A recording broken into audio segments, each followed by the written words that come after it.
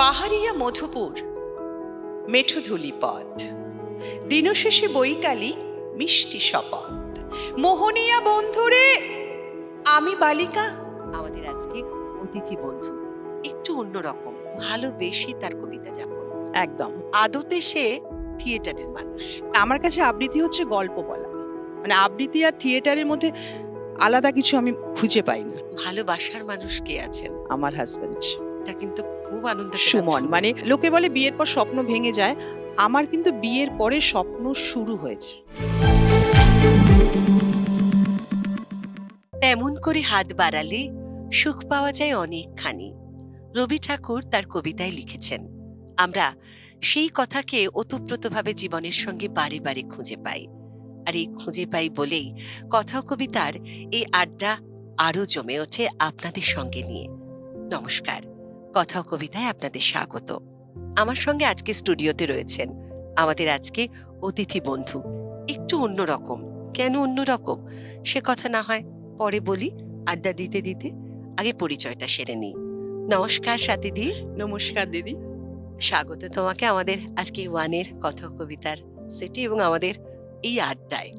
তুমি তো শুনছিলাম, মানে আমাদের এই আড্ডার শুরুর আগে আড়ালে নেপথ্যে যে গল্পটা আমাদের হচ্ছিল, স্বাতী চক্রবর্তীর আজকের এই মানে আমার বিপরীত দিকে বসা, সেটা হচ্ছে কোনোদিন আবৃত্তির সঙ্গে চর্চায় না থেকে নিয়মিত ভালোবেসে তার কবিতা যাপন। একদম কিন্তু আদতে সে থিয়েটারের মানুষ। থিয়েটারের সঙ্গে আবৃত্তির কতটা যোগসূত্র আছে? পুরোটাই যোগসূত্র আছে। থিয়েটার মানে কিছু কথা বলা, কিছু গল্প শোনানো, কিছু মেসেজ দেওয়া, যেটা আমরা আবৃত্তির মধ্যে দিতে পারি। মানে আমার কাছে আবৃত্তি হচ্ছে গল্প বলা, মানে আবৃত্তি আর থিয়েটারের মধ্যে আলাদা কিছু আমি খুঁজে পাই না, একই রকম লাগে। এইরকম একটু অন্যরকম কথা শুনবো আজকে তোমার থেকে। আচ্ছা, সবসময় তো এইরকম অতিথি বা আমাদের সাথী সাথী আর সাথী শান্তি। এরকম তো খুব একটা পাওয়া যায় না। তো আজকে পেয়েছি যখন, তোমার কাছ থেকে এগুলো একটু আমরা শুনবো এবং সুন্দর তোমার যে থিয়েটারের জার্নি সেটাও আমাদের একটু শোনাবে। একদম শোনা। কারণ থিয়েটার মানেই কিন্তু অন্ধকার অনেক বেশি, আলো কম। একদম তাই। কারণ আলোটা খুঁজে নিতে অনেকটা সময় যায়। সময় লাগে। সেই সময়টা যেতে যেতে এতটাই স্ট্রাগল চলে যায় হুম, একটা প্রোডাকশনের জন্য, প্রচুর প্রচুর তাই না? সময়, প্রচুর তারপরে সময় গিয়ে যায়। তবে কি একটা প্রোডাকশনকে ঠিকঠাক মতো সমাজের সামনে তুলে ধরা যায়। সেই গল্পটা শুনবো। আজকে শুরুতে তুমি আমাদের কি শোনাবে?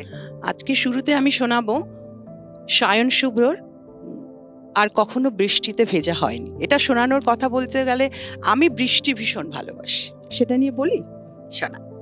কবি সায়ন শুভ্রর আর কোনোদিনও বৃষ্টিতে ভেজা হয়নি। তোমার সাথে কখনো বৃষ্টিতে ভেজা হয়নি। কোনো শ্রাবণের বিকেলে এক ছাতার নিচে পাশাপাশি হাঁটাও হয়নি। হয়নি কাদামাখা পথে হাত ধরে হারিয়ে যাওয়া। কতবার আকাশ মেঘে ঢেকেছে, কতবার জানলার কাঁচ বেয়ে নেমে এসেছে বৃষ্টির অশ্রু, তবু তোমাকে বলা হয়নি চলো আজ বৃষ্টিতে ভিজবো। এখন যখন বৃষ্টি নামে তখন মনে হয় প্রকৃতি যেন আমাদের অপূর্ণতার গল্প লিখছে। পৃথিবীতে কিছু ইচ্ছে জন্মায় শুধু অপূর্ণ থাকবার জন্য। তোমার সাথে কখনো বৃষ্টিতে ভেজা হলো না, এই আক্ষেপটা বুকে নিয়ে হয়তো হয়তো একদিন বৃদ্ধ হয়ে যাব। তবু কোনো এক বর্ষার দুপুরে জানলার পাশে দাঁড়িয়ে মনে হবে জীবনে অনেক কিছু পেয়েছি, তবুও তোমার সাথে একবার বৃষ্টিতে ভেজা আর হলো না। এটা কিন্তু দিদি সত্যি কথা।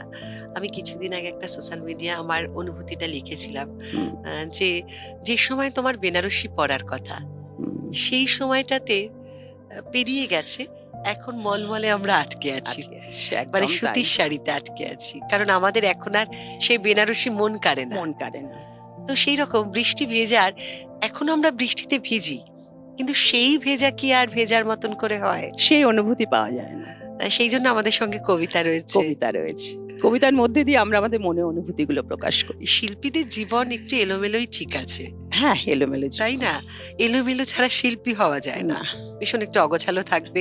হ্যাঁ, নিজের ঘর, নিজের পড়ার টেবিল একদম। রোজ গোছাবো, রোজ এলোমেলো হবে। না, গোছানো হলে ঠিক ভালো লাগে না। মানে এখান থেকে একটা বই তুলবো, তো ওখান থেকে একটা পেন তুলবো, লিখবো একসাথে, তবে গিয়ে একটা গল্প, এরকমই ভালো লাগে। সেই গল্পগুলো ছোট জীবন থেকে যখন আস্তে আস্তে বড় হচ্ছ, থিয়েটার এবং আবৃত্তি দুটোর সঙ্গে, আবৃত্তিটাই যে আজকে তোমার আশা, কোন জায়গা থেকে তোমার মনে হলো যে না এবার একটুখানি কিছু বলি?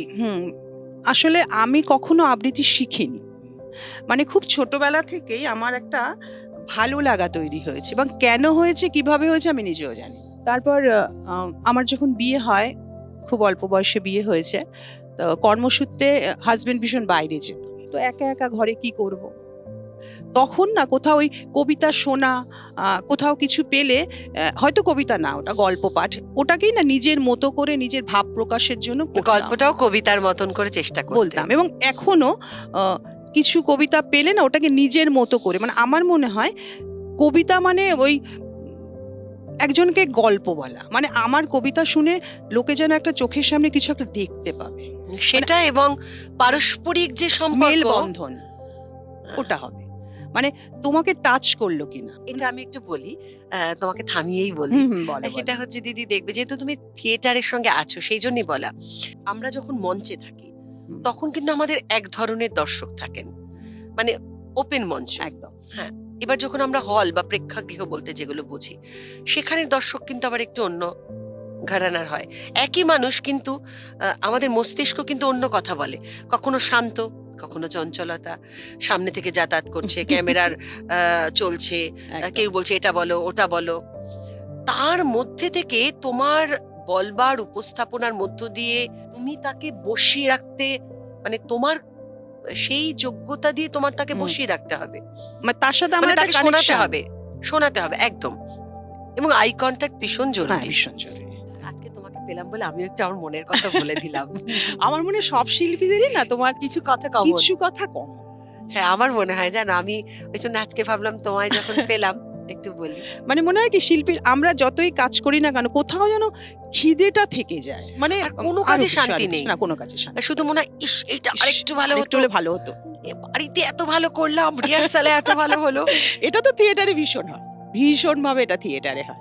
মানে একটা ভেবে গেলাম, হয়তো দেখলাম মঞ্চে উঠে পুরোটাই অন্যরকম। ঠিক আছে, এই গল্পগুলো আবার শুনবো। এবারে কি শোনাবে? এবার আমি বীরেন্দ্র চট্টোপাধ্যায় ৩ পাহাড়ের গানটা শোনাই। মানে এই কবিতাটার মধ্যে দিয়ে পুরুষ নারীর প্রেম, ভালোবাসা, বিরহ, সুন্দর একটা তাল আছে, মিষ্টি একটা মিষ্টি তাল আছে। শুরু করি। বীরেন্দ্র চট্টোপাধ্যায়ের ৩ পাহাড়ের গান। পাহাড়িয়া মধুপুর, মেঠো ধুলি পথ, দিনশেষে বৈকালি মিষ্টি শপথ, মোহনিয়া বন্ধুরে আমি বালিকা, তোরি লাগি গান গাই গাথি মালিকা, আজ সন্ধ্যার শেষে খালি বিছানা, আমি শুভ পাশে মোর কেউ শোবে না, তুই ছাড়া এই দেহ কেউ ছোবে না।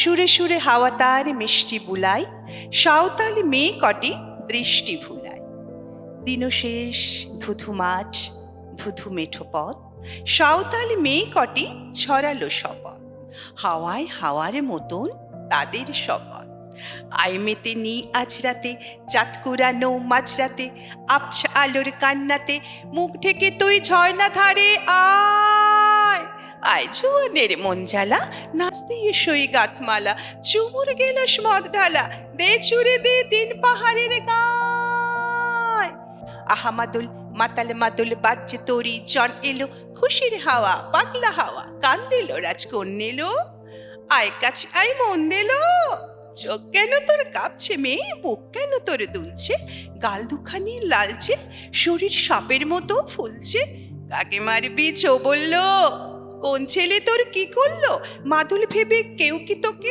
আজকে বাজালো, ফুল দিয়ে নয় ভাত ছড়িয়ে বিকেল সাজালো, কেমন দেবী সাজারে আজ যাবে নি পাহাড়ে, আজ যাবে নি পাহাড়ে, এত গান আকাশে, এত গান বাতাসে, নেশা যেন ধরে যায় ছেলেটির বাঁশিতে, মনে হয় দোষ নেই ভালোবাসাবাসিতে। তবে চাঁদ, সরে যাও, যাও তাহলে। ও ছেলে, পেছন তুই নিলে কি বলে? পথ ভুলে গেছি মেয়ে, খিলখিল হাসিতে। শোন, কোনো দোষ নেই ভালোবাসাবাসিতে। পথ ভুলে গেছি মেয়ে, খিলখিল হাসিতে। শোন, কোনো দোষ নেই ভালোবাসাবাসিতে। এত গান আকাশে, এত গান বাতাসে, এত মদ আকাশে, এত মদ বাতাসে। সুন্দর কবিতা শুনতে শুনতে সময় হয়ে গেছে, নিয়ে নিচ্ছি বিরতি, সঙ্গে থাকুন।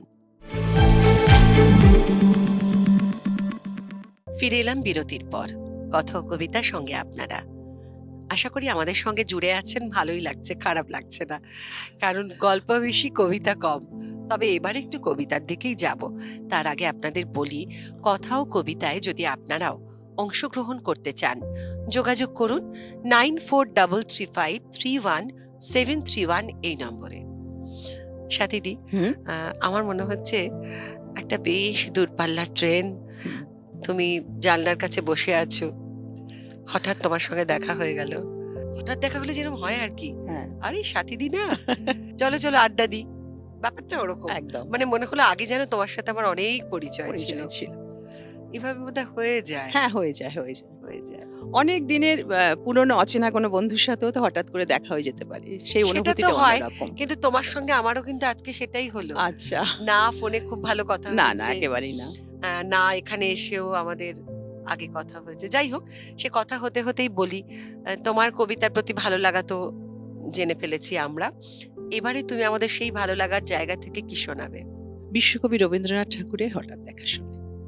চলো সে হঠাৎ দেখাতেই যাই। হঠাৎ দেখাতেই যাই, যেমন তোমার সাথে আমার হঠাৎই দেখা হলো। সেটা যদি প্রিয় মানুষকে বহু বছর পর বহু দেখা বছর, তার হয়, একটা অনুভূতি অন্যরকম। সেখানে শুধু নীরবতা থাকে। নীরবতা থাকে, অনেক না বলা কথা থাকে। সেটাও একে অপরকে সেই সম্পর্কটা সেই জায়গায় গেলে কথা বলার আর না, দরকার কথা বলা, অনুভূতি বুঝিয়ে দেয় যে তুমি কি চাইছো, আমি কি চাইছি। শুনি। আমরা সবাই জানি যে বিশ্বকবি রবীন্দ্রনাথ ঠাকুর আমাদের আবেগে, অনুভূতিতে প্রতিদিনে চলার নিত্যসাথী। মানে তাকে বাদ দিয়ে আমাদের কোনো মুহূর্তই কাটে না। আজকে এই মুহূর্তে বসে এটা বলছি, হয়তো দেখা যাবে আজ থেকে 25 বছর বাদেও এই মুহূর্তটা যখন বলবো তাকে ছাড়া ভাবতে পারবো না। তাই সেরকম একটা কবিতা শোনাই এখন, হঠাৎ দেখা। রেলগাড়ির কামরায় হঠাৎ দেখা, ভাবিনি সম্ভব হবে কোনোদিন।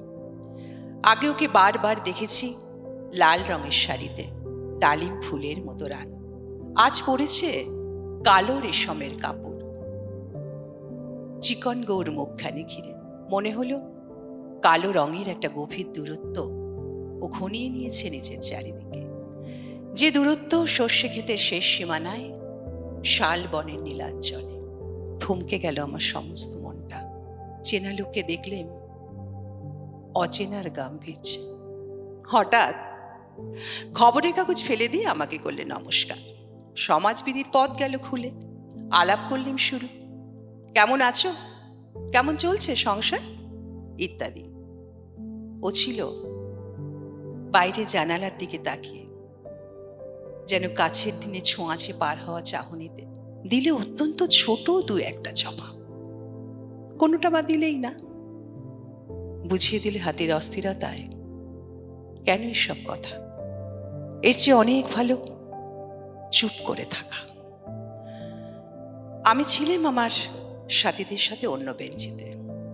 হঠাৎ আঙুল নেড়ে জানালে কাছে আসতে। মনে হলো কম সাহস নয়। বসলুম ওর এক বেঞ্চিতে। গাড়ির আওয়াজের আড়ালে বললে মৃদুস্বরে, সময় কোথা, সময় নষ্ট করবার? কিছু মনে করো না, একটি কথা শুধাবো, সত্যি করে বলবে তো? আমি বললাম বলবো।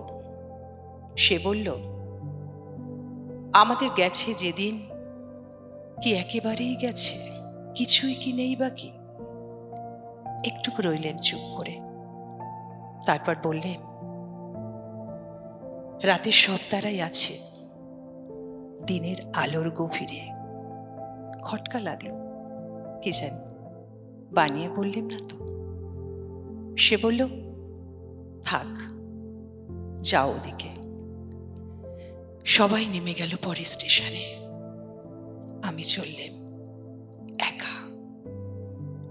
আসলে মানে দেখো, সময়ের দূরত্ব কিন্তু হার মেনে যায়, হ্যাঁ, তাই না? একদম তাই। আর একটা বয়সের পর, সময়ের পর আমরা একে অপরেরটা কেমন বুঝেও যাই। সেই ঝগড়া, সেই ঝামেলা, সেই মারামারি তখন আর ভালো লাগে না। হুম, তখন মনে হয় কি ভুল করেছি। করেছি। এখন বোধহয় শুধু ক্লান্তি। তখন মনে হয় যে তখন যদি একটু বুঝতাম তাহলে হয়তো ঠিকঠাক থাকতো ঠিকঠাক সব। থাকতো। এইরকমই হয়। প্রত্যেকটা মানুষের জীবনেই আছে এরকম। দিদির বাড়িতে সবথেকে এই বিষয়গুলোর সঙ্গে যুক্ত থাকা ভালোবাসার মানুষ কে আছেন? আমার হাসব্যান্ড এটা কিন্তু খুব আনন্দ পেলাম সুমন। শুনে। মানে আ আজকে আমি যতটুকু যা পেরেছি নিজস্ব থিয়েটার গ্রুপ করা থেকে কবিতা যাই যতটুকু, ও না থাকলে হয়তো সম্ভব হতো না। এবং ওর সুমন, কথা সুমন, ওর কথার থেকে আমার শ্বশুরবাড়ির লোকেরা মানে লোকে বলে বিয়ের পর স্বপ্ন ভেঙে যায়। আমার কিন্তু বিয়ের পরে স্বপ্ন শুরু হয়েছে। আমার শুরুটা হয়েছে বিয়ের পরে।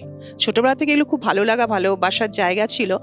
যেহেতু খুব কড়া শাসনের বাঁধনে ছিলাম, খুব ছোট বয়সে বিয়ে করে নিয়ে চলে এসছে এরা আমাকে।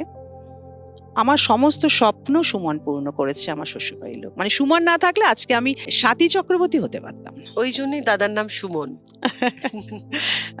অসম্ভব। মানে ওর সাপোর্ট না, ছাড়া কোনো আমাদেরও অনেক সম্ভব না। ভালো লাগা থাকলো দাদার প্রতি যে হুম, আসলে সবাই তো স্বপ্নগুলোকে দিদি হুম, কবিতা আবৃত্তি করা, ওই চেয়ারে বসে শুধু টানা আবৃত্তির না, অনুষ্ঠান, তার মধ্যে খুব একটা প্রেরণা আছে, হুম। অবশ্যই আছে, কিন্তু শক্তি যোগায় কিন্তু এই গল্পগুলো। একদম তাই, একদম এবং তাই। সকলের সবসময় আমরা নেগেটিভ নেগেটিভ হুম, হুম, কথাবার্তার হুম। মাঝখানেও এই যে তোমার যে এই যে কথাটা বললে তুমি, এটা একটা পজিটিভ, হ্যাঁ, মানে আমার জীবনে পজিটিভ ভাইবস হচ্ছে আমার হাসব্যান্ড। ভীষণ ভালো লাগা এটা। আচ্ছা, এবারে কি শোনাবে বল? শুভ দাশগুপ্ত যখন অবেলাটাই শোনে। আসলে আমি খুব প্রেম ভালোবাসি। প্রেমের মধ্যে বিরহ, আনন্দ, না পাওয়া সবকিছুই থাকে। সেই নিয়ে এইটা। শুভ দাশগুপ্তর যখন অবেলা। বহুদিন পরে কাল তোমাকে দেখলাম। বহুদিন পর। অনেক বদলে গেছো। চুলের একপাশে রূপালি ছিলি, চোখে ভারী চশমা, চেহারায় বেশ একটা প্রাজ্ঞতার ছোঁয়া। ভারী অদ্ভুত লাগছিল যখন তুমি বক্তৃতা দিচ্ছিলে নিজস্ব কণ্ঠে।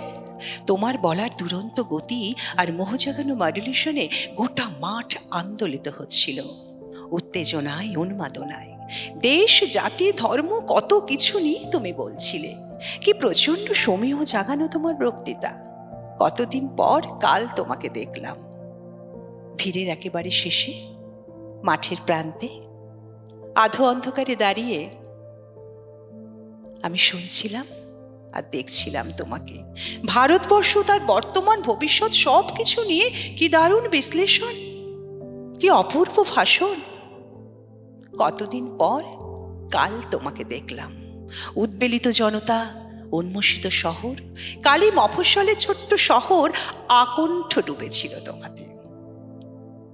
তোমার হয়তো মনে নেই, উত্তাল এক আগুন ছড়া রাজনীতির কালবেলায় পুলিশ আর বিরুদ্ধ দলবলের তাড়া খেয়ে পালাতে পালাতে তুমি একদিন এসেছিলে আমাদের এই ছোট্ট শহর পলাশপুরে।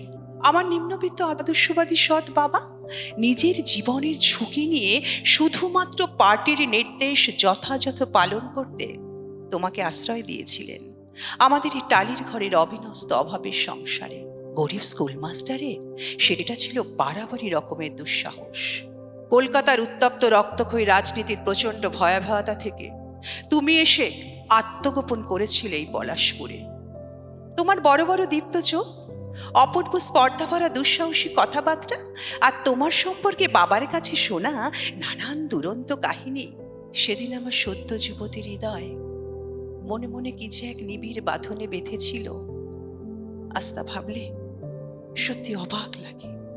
হ্যারিকেন জ্বালা বেশি রাতে চাদর মুড়ি দিয়ে খাটে বসে বসে তুমি যখন আমার চোখে এঁকে দিতে দেশ কাল বদলে দেবার স্বপ্ন, গল্প বলতে চীনের, ইতিহাস বলতে সোভিয়েতের, শোনাতে থাকতে ভিয়েতনামের অসাধারণ সংগ্রামের কথা, নিজের অজান্তে আদর্শরে বিড়বিড় করে গেয়ে উঠতাম বিপ্লব স্পন্দিত বুকে মনে হয় আমি লেনিন। কাল বড় মোহিনী, বড় জাদু করে সময়ের হাত ধরে চলে যায় দিন রাত সকাল সন্ধে। আজ যা প্রাণবন্ত জীবন্ত দুরন্ত কালের ধুলোবালি তার গায়ে এঁকে দেয় বিশ্বরণের চাদর।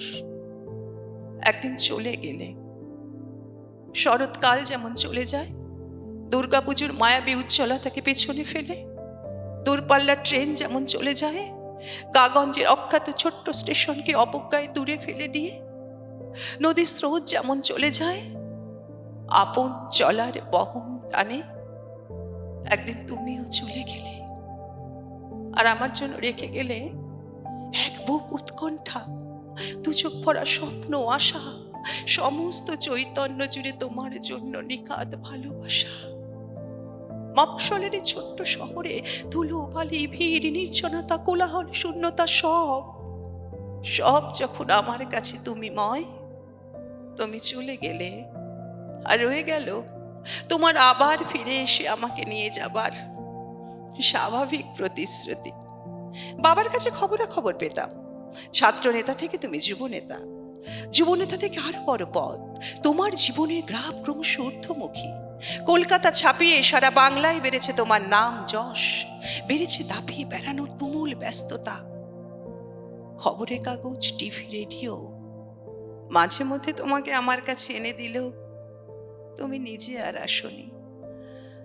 হাল বদলেছে দেশের, যে ব্যবস্থা, যে সিস্টেমের বিরুদ্ধে তুমি আমায় ঘন্টার পর ঘন্টা শুনেছ মর্মস্পর্শী উত্তাল সংলাপমালা, একদিন তুমি এবং তোমরা সে ব্যবস্থার খাপে খাপে ঢুকে পড়েছ নিজেদের দনা ছেকে বেঁকে দুমড়ে। তারপর তারপর যা হয়, অবস্থার ক্ষীর দুধ ননি আর ব্যবস্থার আলো বাতাস তোমাকে আপাত মস্তক পাল্টে দিল। মান্যবর বিপ্লবী, দিনকাল বদলাতে না পেরে তোমরা নিজেদেরকেই বদলে ফেললে। আর সে বদলে যাওয়া প্রথম বুঝেছিলাম যেদিন বাবা কলকাতা থেকে ফিরে এসে মাকে বললেন, আমার সব স্বপ্ন আজ চুরমার হয়ে গেল গো।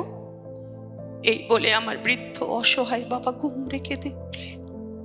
মান্যবর বিপ্লবী, আপনার প্রচন্ড ব্যস্ততার মধ্যে আপনি নিশ্চয়ই ভুলে যাননি সেদিন এক গরিব পিতাকে ঠিক কি ভাষায়, কি ব্যবহারে আপনি অপমান করে ফিরিয়ে দিয়েছিলেন। বাবা তো শুধু আপনার দেওয়া কথাই আপনাকে মনে করিয়ে দিতে গিয়েছিলেন। আদর্শবাদী সৎ স্কুল মাস্টারের মনে যে আপনার আদর্শবাদী ঝুঁকিবহুল রাজনৈতিক ব্যস্ততা সত্যি বাস্তব বলে মনে হয়েছিল। মনে হয়েছিল আপনার মন আর মুখ এক। চলে যাবার আগেই ব্যাপারটা জানাজানি হয়ে যায়। মার কাছে, বাবার কাছে আমার কুণ্ঠাহীন প্রেম, বাধাহীন ভক্তি শ্রদ্ধা তোমার কাছে আমাকে সুলভ করে দিয়েছিল। আর সে সুযোগে, হে বিপ্লবী, আমার গর্ভে এসেছিল তোমার সন্তান। তুমি বাবাকে কথা দিয়েছিলে রাজনীতির ভীষণ ঘূর্ণিঝড় একটু থিতু হলে তুমি ফিরে আসবে, এসে বিয়ে করবে আমায়, তোমার চরম বিপদের কালবেলার সঙ্গিনীটিকে নেবে আপন করে। না, তুমি কথা রাখোনি। কথা না রাখায় যে রাজনীতির সাফল্যের বড় চিহ্ন, সে মন্ত্র তুমি তখনই শিখে ফেলেছ। অনেক চেষ্টা করেও তোমাকে দিয়ে স্বীকার করানো যায়নি তোমার কৃতকর্ম। পলাশপুরের গরিব স্কুল মাস্টারের দুঃসাহসিক ঋণ তুমি যে কি অপমান দিয়ে শোধ করেছ তা তুমি নিজে জানো না। আমি নির্বাচিত অংশটা শোনালাম। কিন্তু এত ভালো দিদি, কি বলবো, আমাদের সময় হয়ে যায় মাঝে মাঝেই, সেই জন্য বিরতি নিতে হয়। সঙ্গে থাকুন। ফিরে এলাম বিরতির পর। কথা ও কবিতা, আমার সঙ্গে আজকে আমাদের অতিথি স্বাতী চক্রবর্তী, সঙ্গে আপনারাও। দেখুন, আমি অন্তত আপনাদের ছাড়া একেবারে অসম্পূর্ণ, কারণ আপনারা আমাদের শোনেন, আপনারা সমালোচনা করেন, আপনারা আমাদের নিয়ে নানান ভাবে আমাদের আদরে আবদারে সবকিছুতে গুছিয়ে রাখেন। কিভাবে সবটাই কি বলে দিতে হয়, অনেকটাই থাকে অনুভবে কবিতায়। আপনারাও যদি কথা ও কবিতায় অংশগ্রহণ করতে চান, যোগাযোগ করুন 9433531731 এই নম্বরে। অনেকগুলো অন্যরকম কথা বলে ফেললাম। আসলে তোমার ওই কবিতাটা শোনবার পর তো মনে একটা রেশ ছিল, সেই জন্য দর্শক যারা আমাদের সঙ্গে জুড়ে আছেন তাদেরকেও খানিক বলে দিলাম যে সবকিছু আসলে প্রলেপ দিয়ে ঢাকা যায় না। একদম তাই। চোখের নিচের যে কালি আমরা মেকআপে ঢেকে ফেলি, তা কিন্তু যে বোঝার সে ঠিক বুঝে ফেলে, তাই না? একদমই তাই। তো এই কবিতাটাতে এত চোখের নিচের কালি জমা হওয়া ছিল। যাই হোক, এই গল্পটা আমাদের আবার কোনোদিন করতে হবে। একদম। আমরা একেবারে শেষের দিকে দিদি। হুম। আগামী দিনে থিয়েটারের সঙ্গে আবৃত্তির এই স্বামী স্ত্রীর যে সম্পর্ক, মেলবন্ধন। মেলবন্ধন, তো প্রেমিক প্রেমিকাকে তুমি কিভাবে এগিয়ে নিয়ে যাবে? আমি আমাদের যে দল আছে দমদম ঐচ্ছিক, সেখানে অনেক ছোট ছোট ছেলেমেয়েরা আসে, মানে ৮ থেকে ৮০ সকলেই থিয়েটারের সাথে যুক্ত, দমদম ঐচ্ছিকের সাথে যুক্ত। তা আমি তাদের যতটুকু আমি পারি তাদের শেখাই এবং তাদের এটা বোঝানোর চেষ্টা করি, তুমি যেটা থিয়েটার করছো সেটাই তুমি আবৃত্তি করছো, আবার যেটা তুমি আবৃত্তি করছো সেটাই তুমি থিয়েটার করছো। এই দুটোর মধ্যে যে ভালোবাসা বিনিময়, যে ভাষার বিনিময়, ভাষা একই মনের কথা বলে। এটা নিয়ে দমদম ঐচ্ছিককে নিয়ে এগিয়ে যাওয়ার আমার আগামী সুন্দর। স্বপ্ন। সুন্দর গুছিয়ে বলেছো একদম। যদিও আমরা চাইছিলাম তুমি আজকে এলোমেলোই বলো, কিন্তু গুছিয়ে ফেললে। গুছিয়ে ফেললাম। গুছিয়ে ফেললে। আমাদের টেবিলটা প্রায় গোছানো হয়ে গেছে। আচ্ছা, শেষ কবিতা আমরা শুনবো, তার আগে অনেক অনেক শুভকামনা তোমার সংস্থার জন্য। আমাদের ওয়ানের কথা ও কবিতা স্টুডিওয় আমাদের দর্শকদের সঙ্গে নিয়ে আমি তোমার জন্য অনেক অনেক শুভকামনা জানাই। খুব ভালো থেকো, এরকম হাসিটুকু লেগে থাকুক, একদম প্রাণ খোলা হাসি নিয়ে থিয়েটার আবৃত্তি চলুক। একদম। আমারও খুব ভালো লাগলো এখানে এসে তোমার সাথে আলাপ হয়ে, তোমার সাথে কথা বলে, মানে মনে হলো না যে হঠাৎ আলাপ এবং হঠাৎ দেখা। পুরো অনুষ্ঠানটাই খুব ভালো লাগলো। আমি তাহলে শেষে একটা ছোট্ট কবিতা বলি, পূর্ণেন্দুপর্তির সেই গল্পটা। শোনো, আগেই বলেছি পাহাড়টা ভালোবেসেছিল মেঘকে, আর মেঘ কিভাবে শুকনো খটখটে পাহাড়টাকে বানিয়ে তুলেছিল ২৬ বছরের ছোকরা, তা তো তোমরা আগেই শুনেছ। সেই দিন ছিল পাহাড়টার জন্মদিন। পাহাড় মেঘকে বললে, আজ তুমি লাল শাড়ি পরে আসবে। মেঘ পাহাড়কে বললে, আজ তোমাকে স্নান করিয়ে দেব চন্দন জলে। ভালোবাসলে নারীরা হয়ে যায় নরম নদী, আর পুরুষেরা জ্বলন্ত কাঠ। সেভাবেই মেঘ ছিল পাহাড়ের আলিঙ্গনের আগুনে, আর পাহাড় ছিল মেঘের ঢেউ জলে। হঠাৎ আকাশ জুড়ে বেঁচে উঠল জ্বরের ছম্প। ঝাঁকড়া চুলে নিয়ে ছিনতাইয়ের ভঙ্গিতে ছুটে এলো একদল হাওয়া। মেঘের আঁচলে টান মেরে বলল, ওর ছড়ে তোর বিয়ে। আমার গল্পটা এখনো শেষ হয়নি। বজ্রের সঙ্গে মেঘের বিয়েটা হলো ঠিকই, কিন্তু পাহাড়কে সে কোনোদিন ভুলতে পারল না। বিশ্বাস না হয় চিরে দেখতে পারো পাহাড়টার হাড় পাঁজর, ভেতরে থই থই করছে শত ঝর্ণার জল। আবেগ বেঁচে থাকুক, কবিতা বেঁচে থাকুক। আজকের মতো এই পর্যন্তই। নমস্কার। নমস্কার।